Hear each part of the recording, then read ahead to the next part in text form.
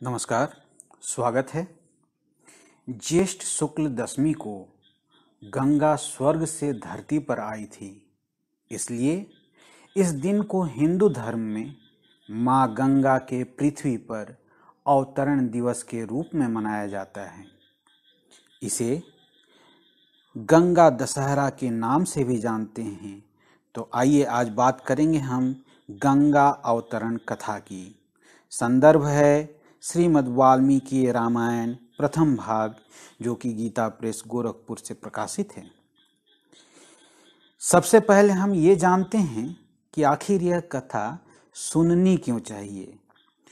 तो यह जान लेना चाहिए कि यह जो गंगा अवतरण का मंगलमय उपाख्यान है, वह आयु बढ़ाने वाला है।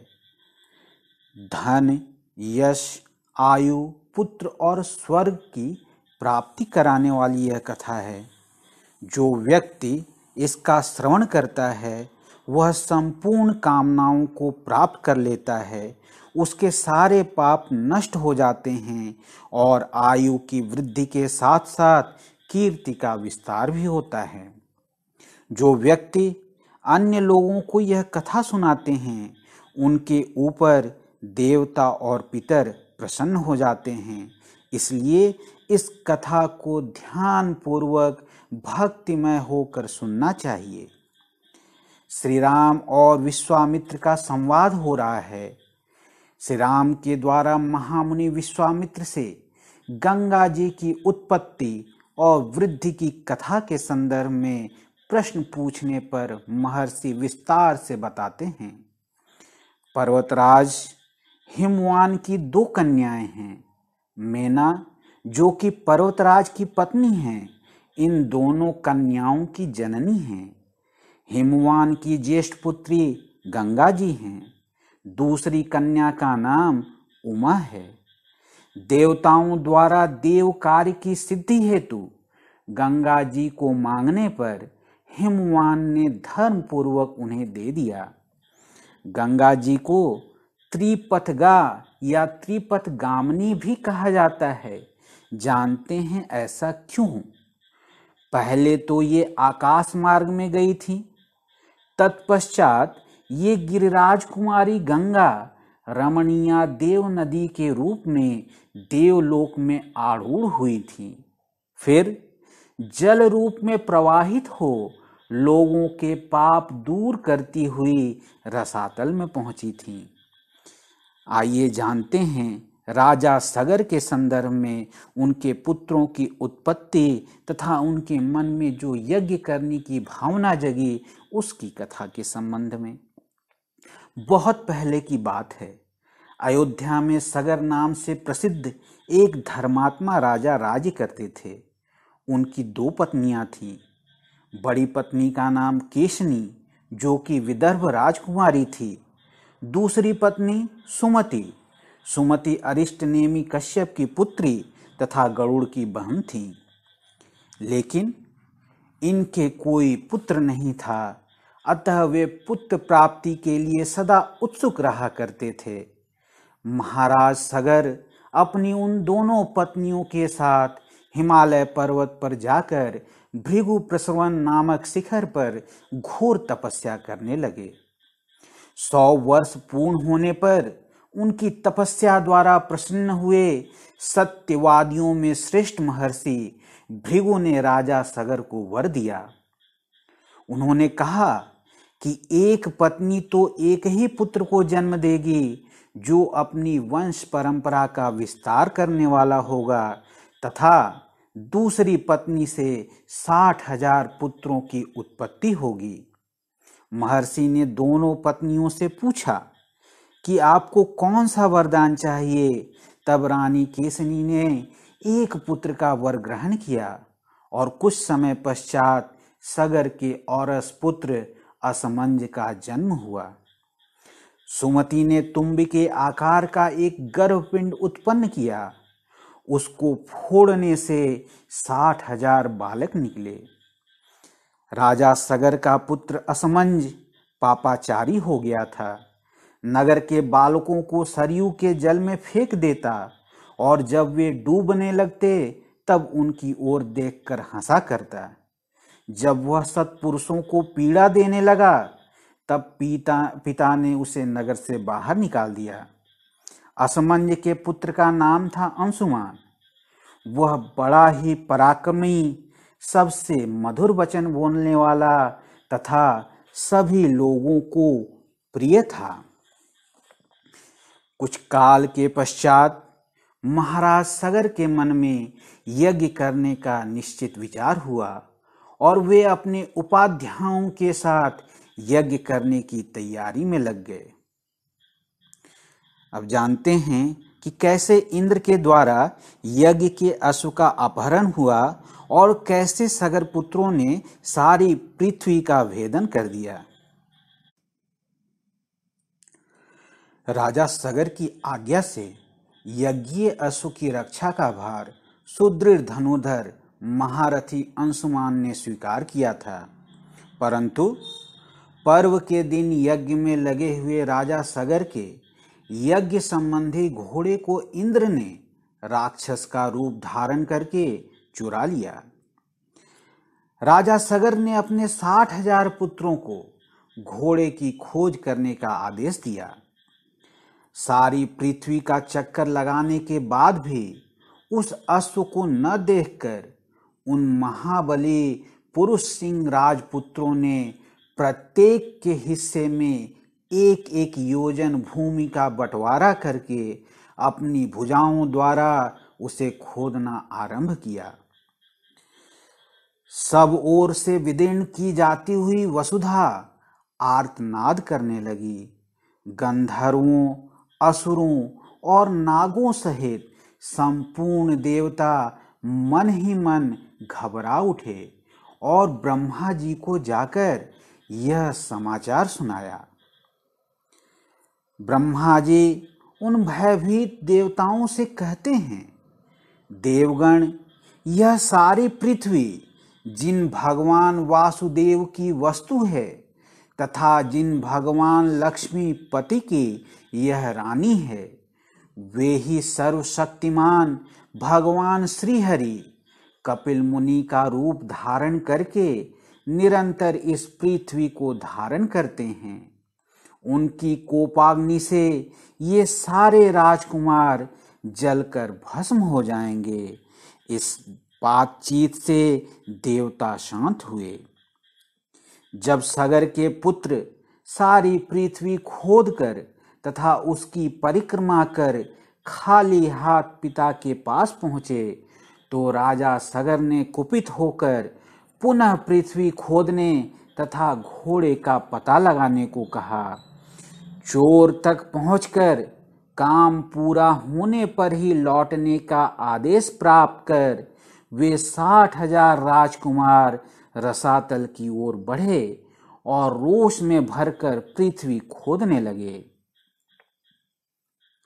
इन राजकुमारों ने 4 दिशाओं में महान गजराजों के दर्शन किए जिन्होंने पृथ्वी को अपने मस्तक पर धारण कर रखा था।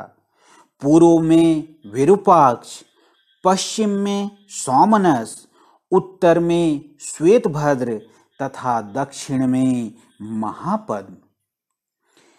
इन सभी दिशाओं में पृथ्वी को खोदने के पश्चात वे सब सुविख्यात पूर्वोत्तर दिशा में जाकर रोष पूर्वक भूमि को खोदना आरंभ किए।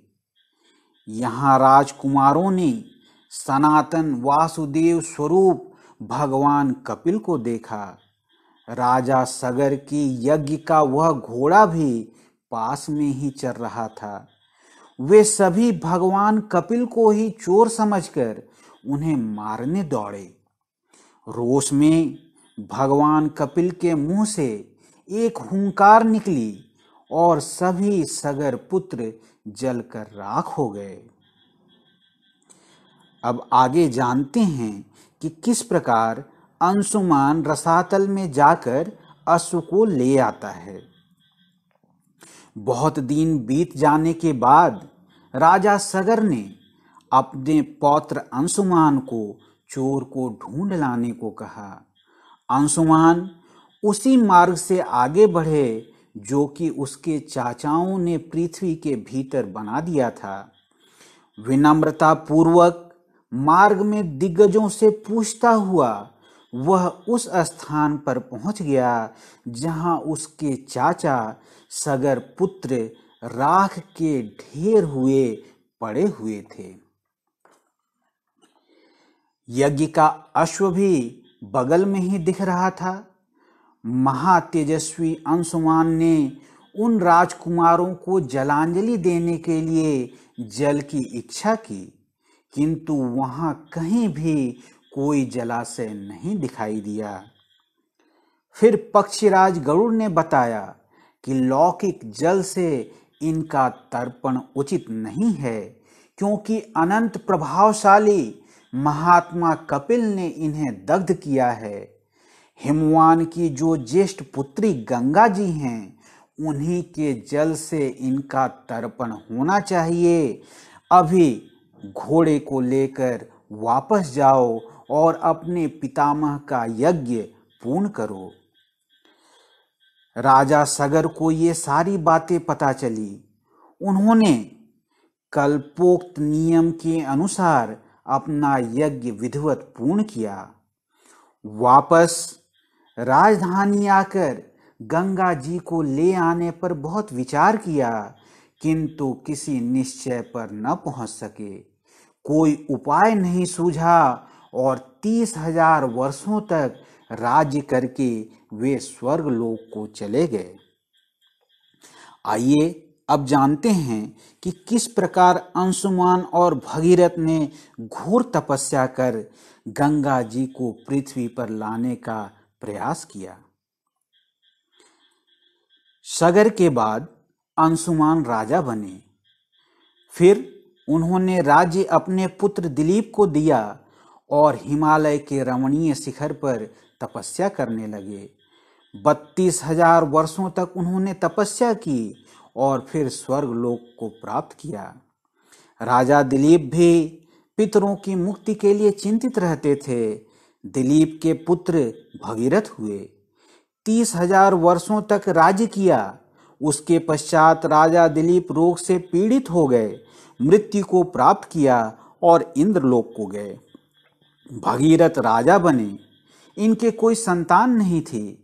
प्रजा और राज्य का भार मंत्रियों को देकर वे गंगा जी को पृथ्वी पर उतारने के प्रयत्न में लग गए और गोकर्ण तीर्थ में बड़ी भारी तपस्या करने लगे।